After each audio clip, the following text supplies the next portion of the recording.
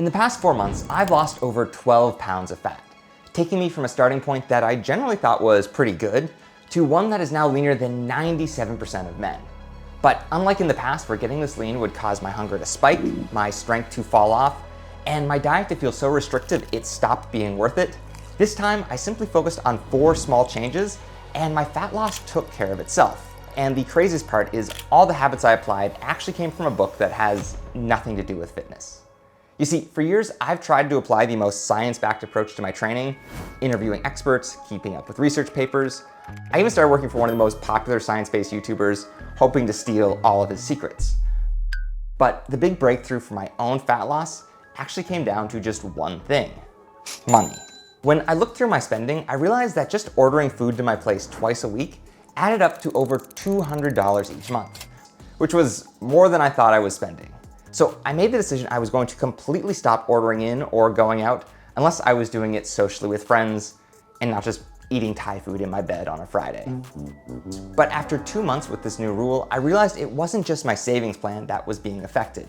I was surprisingly down 4 pounds on the scale, and I was continuing to drop at a rate of half a pound every week with no changes yet to my training or the rest of my diet. Simply cooking 2 more meals at home every week, and it felt like my fat loss was now in easy mode. So I decided to look at the rest of my diet to see if there are any other high-calorie snacks that could easily be cut. And when I added up the total of just 4 foods, I wound up putting myself in a calorie deficit that was enough to account for 70% of my total weight loss. No extra cardio, and no spikes in hunger either. All of it was simply making one small habit change consistently over the course of 4 months. And realizing this was what prompted me to read the book The Slight Edge by Jeff Olson. You see, the simple thesis to this book is that the key to long-term success is not found in doing these intense bouts of hard work, but instead through simple, consistent repetition of small actions that add up to major changes over time. So after seeing this exact change play out with my diet, I decided to read through Olson's book and wound up coming across 3 more key habits that were just as important to my own training and fat loss. And the next habit I needed to apply was to stop relying on autopilot. Because our daily habits are actually the most important things impacting our health, fitness, finances, and happiness, we can't just let these habits go unexamined. However, so much of what we do each day gets set without us ever making a conscious choice. We get up at 7 a.m., grab a coffee on the way to work, listen to a podcast, watch TV before bed. All of these small habits develop over time until they become our autopilot. And turning off autopilot requires you to stop for a moment and think about the small decisions you're making each day and each week. Just ask if these habits are working to make your life better or possibly holding you back. And if they are holding you back, is there something you could replace that habit with that would start moving you in the right direction? These changes can be incredibly small. In fact, after reading The Slight Edge, I decided to try and apply this habit to just one exercise in my training. You see, I had maxed out the leg press at my gym and was just increasing my reps again and again without any benefit to my training. Getting out of autopilot on this meant trying to find a new way I could find value while doing this exercise. And this is where working for a science-based trainer really has some value. Most of the growth comes from the way down, and then that really deep stretch that you feel in your chest at the bottom. Controlling that, that's where most of your results come from. So you can almost think of it as if you're just doing like weighted stretching. So you get it up so that you can stretch it under weight, and you get it up again so you can stretch it under weight. To make this exercise harder, I decided to add a half range of motion in between each full rep. Doing this meant I was spending almost double the time in the most challenging part of the exercise. The result? Not only did this exercise become significantly harder, but the best part was that after a month of making this change, I actually saw a major strength improvement across multiple of my lower body exercises, with some actually improving by 20%. And if you're looking to prioritize fat loss or strength training, then you want to check out the sponsor of this video, David Protein. David offers protein bars that are complete standouts within the world of protein bars, with each one containing 28 grams of protein, 150 calories, and 0 grams of sugar. These are the kind of macros you simply don't see from a protein bar, with the majority in grocery stores averaging 350 calories and maybe 20 grams of protein. So this bar from David has more protein with half the calories, and on top of that, they taste really good as well. Personally, I love taking one with me when I head out for a run in case I want to have a quick snack at some point. It's such an easy way to get in protein when I'm on the go or just don't have a lot of time. And currently, David Protein has expanded to 8 flavors, including chocolate chip cookie dough, fudge brownie, red velvet, and cinnamon roll. David is officially back in stock on their website, and they're offering a special deal. If you buy 4 cartons of their protein, you'll also get a 5th case completely free when you use our link below. Or if you prefer to shop in person, David is now in over 5,000 stores nationwide, so check out their store locator to find where David is nearest to you and give their bars a try today. Now, if you want to figure out what habits might be holding you back in your own training or life, Olsen recommends giving yourself a 20-minute self-review, where you write out 5 or 6 areas of your life you want to look at. I personally wrote down health, finances, career, productivity, relationships, and general life satisfaction. Then what I did from here was go through and add a check if I felt like I am making consistent choices in this category that are moving me in the right direction, or a dash if this is an area in life that needs improvement. So for my health, I included my diet, strength, and cardio.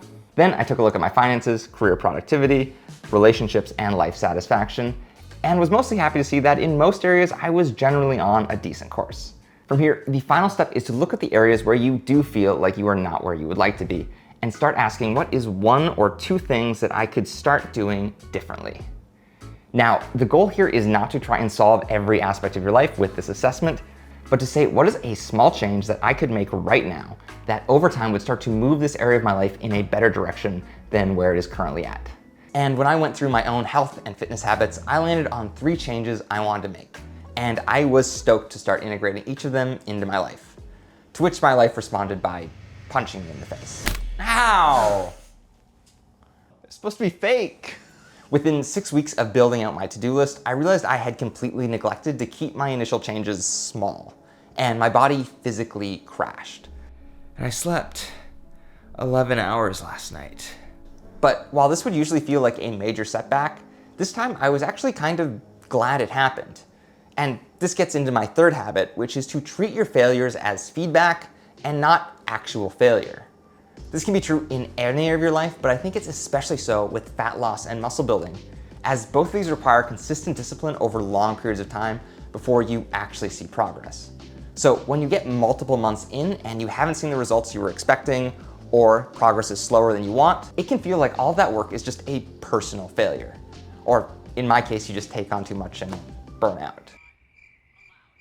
But hitting these initial disappointments and setbacks is genuinely what first attempts are for. See, when we start making changes in life, we tend to have an expected view of how our progress is going to look. With it incrementally building after we make the choice, we stay consistent and we consistently see progress moving up. However, because life is messy, it tends to be more like incremental wins followed by failure, possibly more failure, plateauing, and then some gradual signs of progress and improvement working our way up. And if you want to survive all the zigs and zags in this journey without giving up, what Olsen points out is that even more important than our willingness to make the change is the change required in our philosophy. That we actually buy into the value that slow progress, even if it seems invisible to us at the start, is setting us on a road for long-term success. For example, this was me 3 years ago, the last time I pursued an aggressive fat loss plan. And rather than being happy with the progress, I actually thought I looked skinny and I had much less muscle than I thought I would. And this felt like a low point between what I was expecting and what was reality. But when I look at where I'm at now, one of the biggest reasons success felt so much easier this time around is I've actually learned so much from all of these past experiences. Whether that's being able to build a more optimized training plan, making better meals so my diet is easier to stick with, or learning how to effectively build muscle while bulking before going into my next fat loss plan. All of this makes me feel like I didn't just get better results this time around, but I'm actually getting better at training, which builds into my final takeaway, which is to view success as a process and not a goal. Not only will this help you avoid getting down on yourself when those early attempts don't work out perfectly, but fixating too much on short-term wins as well can be just as detrimental to your long-term success. As once you hit that target on the scale or beat that time on the track, it's tempting to treat that success as the end and just fall right back into old habits. Viewing success as a process rather than a set goal still allows you to celebrate those short-term wins, but keeps your focus on those daily habits that got you there. I recently applied this approach to my running, which is a habit I have failed to make stick again and again. My progress was always painfully slow, and I was constantly pushing myself to set better and better times, which just made me miserable. So instead of doing that this time again, I decided to just focus on building the habit of running. I wanted to hit 2 to 3 runs every week, and apart from testing my time on day 1 and on day 60, I wasn't going to track my speed or distance either. The plan was just to go out and run at a moderate pace for as long as I enjoyed doing it. And when I switched my focus to this instead of worrying about my times, I realized I actually love running. By the 4th week, I was going out for runs that could easily last me for more than an hour, and when I retested my speed after 60 days, I actually got a better result training this way than in the past when I would focus specifically on trying to get faster. And this all came from just switching my focus from caring about the results to caring about the process. And with each of these habits, they can all be applied to any area of your life as well as fitness. So if you want to give yourself the same full assessment that I gave myself, you can click the link in our description to get a PDF of the review. And if you want to get your own fat loss diet started today, then you should check out this video next, which covers 3 fat loss meals and 2 snacks that are all reviewed by a Michelin recommended chef to make sure they taste great as well as burn fat. Thanks for watching.